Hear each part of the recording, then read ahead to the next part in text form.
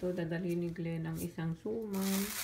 So, lagay ko na dito sa plastic. Tapos, magbabaon siya ng beef steak na niluto niya kagabi.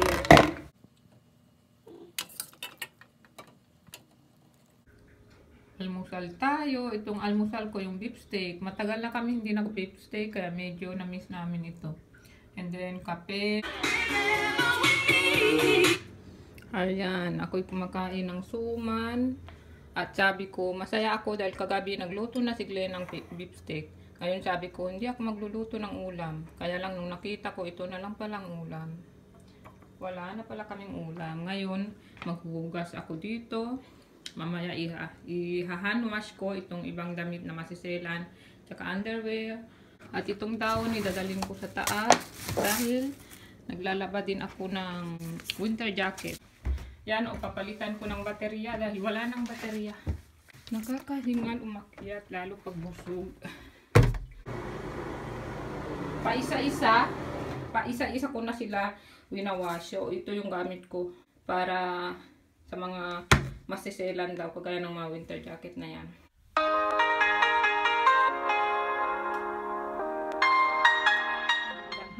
Nandito ako sa taas dahil iniisip ko na maglagay ng kulay sa aking kuko at ito ang ilalagay ko sana.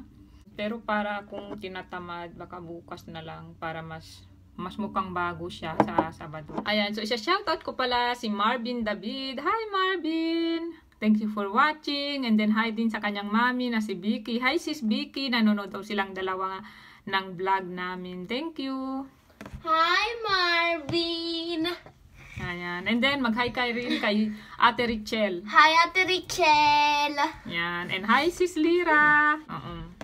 Thank you! And then, isa-shoutout ko rin si Sis Margaret Tipon Magpok. Ayun. Hi sis! Thank you for watching. And then, tinatanong pala ni Sis Annabel Yamura. Hi Sis Annabel! All the way from Japan. Thank you for watching sis. Kung ano daw yung ko lipstick doon sa pagpunta namin sa Japanese garden, ito yung sis. Yung Wet n Wild. Kaya lang problema dito, wala siyang shade. Yan, nung binili ko siya, wala talaga siyang name dyan. Kaya yun ang sabi ko kay sis, hindi ko masabi sa'yo sis. Basta yun lang siya, yung pulang-pula na. Yan, so yan yung shade niya. Ayun, alam nyo ba guys, ang saya-saya ko kasi nakausap ko ulit. After 27 years, yung aking kaibigan nung elementarya. Buong elementarya, siya yung naging kaibigan ko lang. At kagabi nakausap ko siya uli. Nakita ko siya sa Facebook. And then sabi ko sa kanya, although noon pa nagsisearch ako sa kanya, pero ngayon ko lang siya nakita. Minessage ko siya kaagad. Sabi ko, naalala mo ba ako? Sabi ko. Tapos sabi niya, oo naman. Sabi niya, ayun. So sabi niya, may number ka ba? Tatawagin kita. Then tumawag siya sa akin. Siguro mga 2 hours kami nag-uusap. Parang, alam mo yung balik tanaw nung elementary days. At parang ang saya-saya, naaalala mo uli yun mga yun na parang ang simple ng buhay.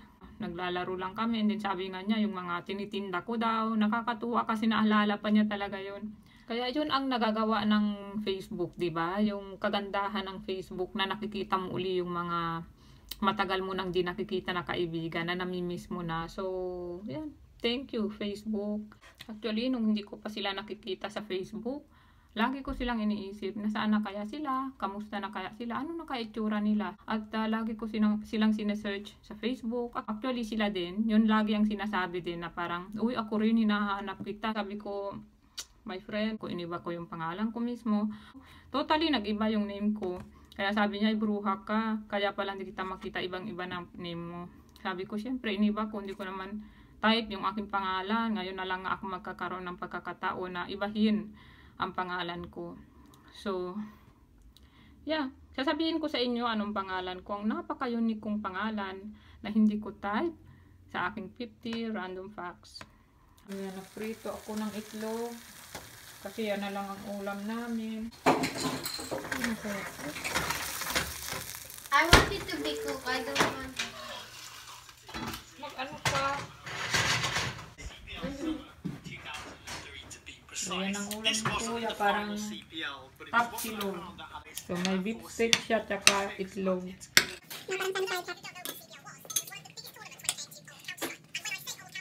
Loy lang. Ayan, nagluluto siya ng itlog niya. Mamaya, ito kainin namin, merienda.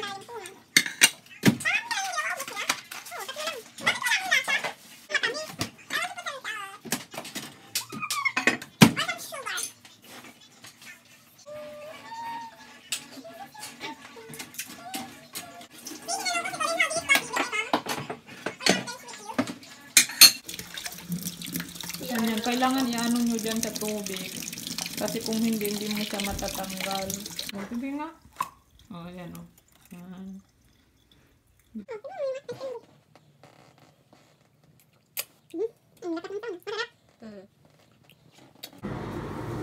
Pinipiga-piga ko lang siya kung kunti.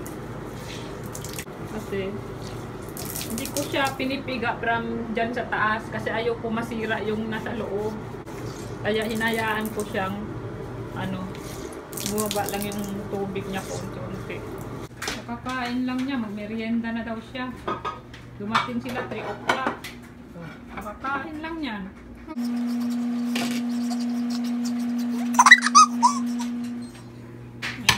Smells so good.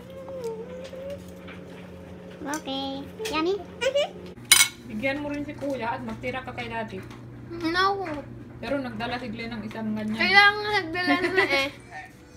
Hi, Ate Icy Rose from Japan. Thank you for watching. Then, isa-shoutout ko rin si Lara Eunice. Hi Lara, thank you for watching. And then si Princess Tolentino Janeo. Hi Princess, thank you for watching. At kay Baby Cassie. Hi, Baby Cassie. Ayan, from Iloilo. Nasa Iloilo siya. Hi sa inyo dyan sa Iloilo. Tignan nyo yung panahon, ang kulimlim. Tapos nag-aambon-ambon. At ito, nangumbida si Glenn. Kain daw ng pizza. Kaya, tignan nyo yung araw, oh. May rainbow Grabe. somewhere here eh. Oh, tapos may rainbow pa dito banda. Oh, hindi gaano mo. Ay, naku, ano ba yan? Putik pala yan. It's so bright. Oo. Anong pangalan nito? Painan na ito. So, dito kami kakain. Buffalo wings. Buffalo wild wings.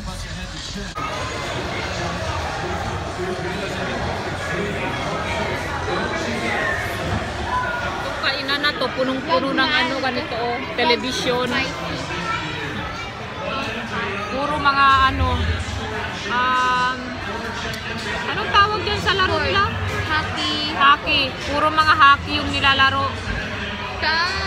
Ang hilig-hilig nila dito sa hockey. Yung order. Corn inside. Hindi nyo ko marinig. Sobrang ingay dito dahil dyan sa mga TV nila puro game. Ano ito?